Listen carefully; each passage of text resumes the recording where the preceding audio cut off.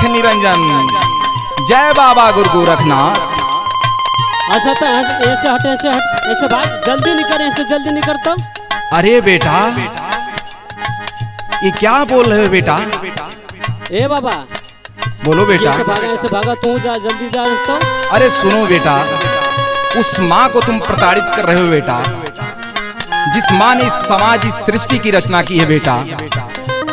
आज हमारे समाज में क्या हो रहा है बेटा? आखिर तो है इतना काहे दुख होता? मैं बताता हूँ बेटा, इसलिए बतावत है तुम्हें कि बाबू हो, यही माँ आपको 9 माह गर्भ में रखती है और अपने इस लाल के लिए माँ और बाप क्या नहीं करते हैं बेटा।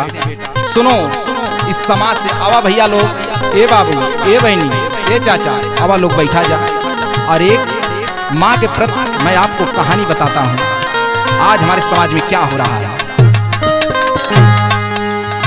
जेठ दोपहरिया के नाही देख माई, रात दिन लइका खातिर करे बाबू माई।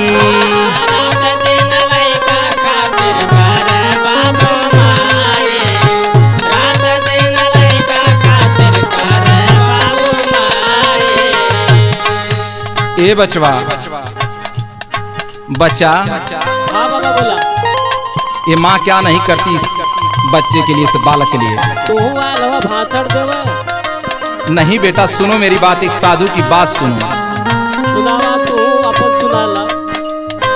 बड़ भैन लइका भैया आईनी मेहरिया, मेहरी के लइके भैया घूमऊ सहरिया।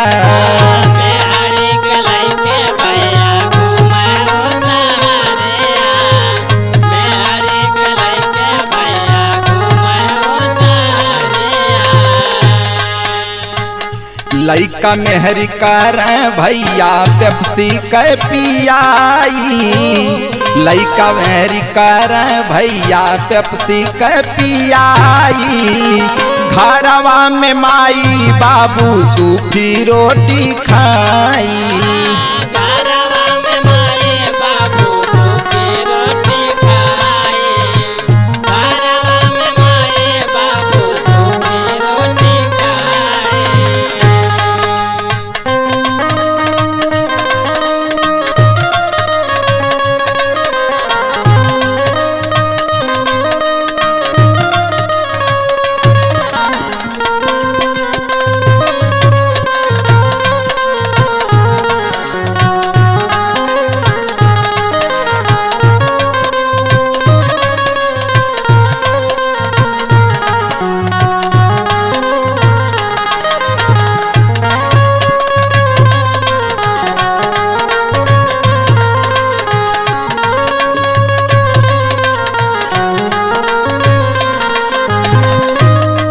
ये माँ के प्रति जो ये कर रहे हो ना बेटा, ये सही नहीं है। उसी माँ बाप जो आपको जन्म दिए हैं, सुनो मेरी बात। आपस में लइका भैया कर बंटवारा, खेत खरिहान बाटे बाटे सब सारा।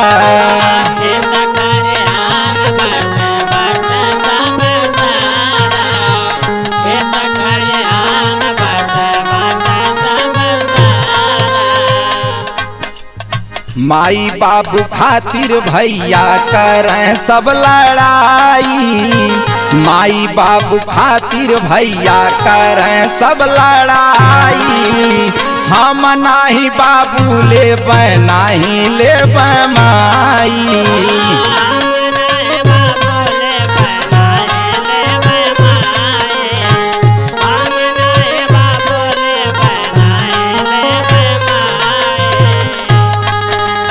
ए बेटा, हाँ बाबा, लास्ट में मेरी बात सुनो। अरे रहा जा सुनावे के, तू जा जहाँ जात हो। ये माँ बाप जानते हो क्या करते अपने बेटा के लिए? सुनो मेरी बात। जौने लइका खातिर भैया मरी मरी बनावन, आज एको लइका पगड़ी नाही अपनवन।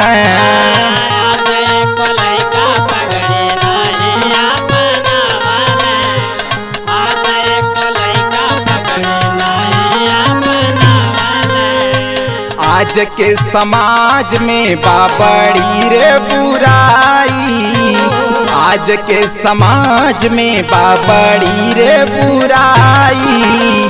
काहे भैया बाटा तारा बाबू और माई, काहे भैया बाटा तारा बाबू रे माई, काहे भैया बाटा तारा बाबू रे माई। जेठ दोपहरिया के नाही देख माई, जेठ दोपहरिया के नाही देख माई। रात दिन लैका खातिर कर बाबू माई,